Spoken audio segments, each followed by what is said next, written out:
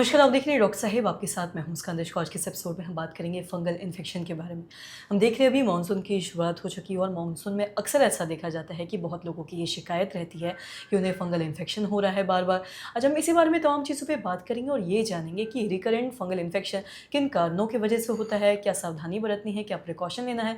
तमाम चीज़ों पर बात करने के लिए आज हमारे साथ मौजूद है बिहार के जाने-माने डर्मेटोलॉजिस्ट में से एक डॉक्टर सुवेश सिंह। सर नमस्कार, बहुत-बहुत स्वागत है आपका। नमस्ते। आपसे जानना चाहेंगे अगर हम बात करें रिकरेंट फंगल इन्फेक्शन के बारे में जो अक्सर हम देखते हैं मानसून में लोग इससे ज़्यादातर परेशान रहते हैं।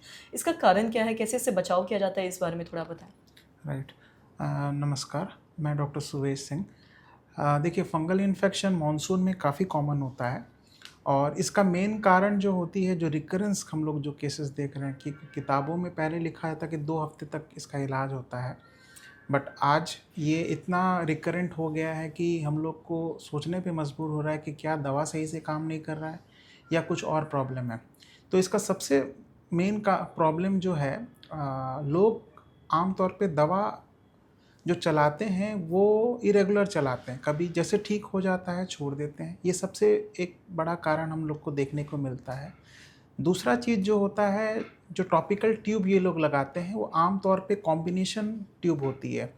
कुछ नाम जैसे मैं गिनाना नहीं चाहता हूँ, बट जैसे कि ट्रिपल कॉम्बिनेशन जिसमें स्टेरॉयड मिला हुआ रहता है, ये ट्यूब आम तौर पे लोग ओवर द काउंटर खरीद के अपने आप लगाते रहते हैं, जिससे कारण क्या होता है, फंगस ठीक नहीं होता है। कम हो जाता है, जैसे कोई खुजली लालपन कम हो जाता है, बट वो दवा छोड़ने के बाद दोबारा वापस हो जाता है। तीसरा जो मेन कारण होता है कि परिवार में जैसे कि किसी को हुआ है, उसका कपड़े यूज़ करना, उसके टॉवल्स वगैरह यूज़ करना, या कोई जानवर है उनसे उनसे भी हो सकता है, जैसे पेट्स हो गए, उनसे होने का चांसेस ज़्यादा रहता है।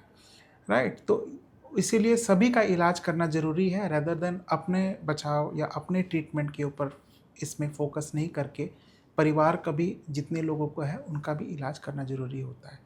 कुछ कंडीशंस जैसे होते हैं कि हम लोग जैसे डायबिटीज़ हो गया, इम्यूनो सप्रेस्ड कंडीशन में जिसको, या फिर ट्रांसप्लांट का कंडीशन हो गया, या फिर कोई कैंसर का हिस्ट्री हो, या फिर कोई ऐसी दवा ले रहे हैं जिससे इम्यूनिटी कम हो गई हो, उसमें ये बीमारी आम तौर पे लंबे समय तक देखने को मिलता है और इलाज इसका जो चलता है वो लंबे समय तक रहता है। आम तौर पे कुछ स्पेसिफिक एरियाज़ में जैसे नेल हो गया, जो लंबे समय तक का ट्रीटमेंट चाहिए होता है, पेशेंट आमतौर पे इसको नज़रअंदाज करते रहते हैं, जिसके कारण वो एक सोर्स बन जाता है दूसरे शरीर में फिर से इन्फेक्शन करने का। जी। और साथ ही अगर फंगल इन्फेक्शन के बारे में बात करें, अक्सर देखते हैं मानसून में ये होता है कि लोग कहीं बाहर जा रहे हैं, बारिश की वजह से गीले हो गए, वो गीले कपड़े घंटों-घंटों पहने रहते हैं और इस वजह से शरीर में खुजली होने लगता है, दाने निकल जाते हैं। तो ऐसे में उनको आप क्या मैसेज देना चाहेंगे? राइट।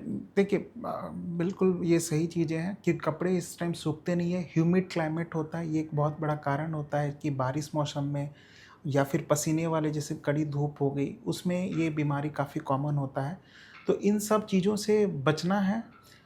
पसीने वाले काम जैसे ह्यूमिड एरिया है, जो जहाँ पे पसीने जमा हो जाते हैं, उस एरिया को काफ़ी ध्यान रख के क्लीन करना होता है। रेगुलर जैसे हम लोग नॉर्मल क्लीन करते हैं, सोप लगाना होता है, साफ़ सफाई रखना होता है, कपड़े को आयरन करके धूप में अच्छे से सुखा के फिर उसको पहनना होता है।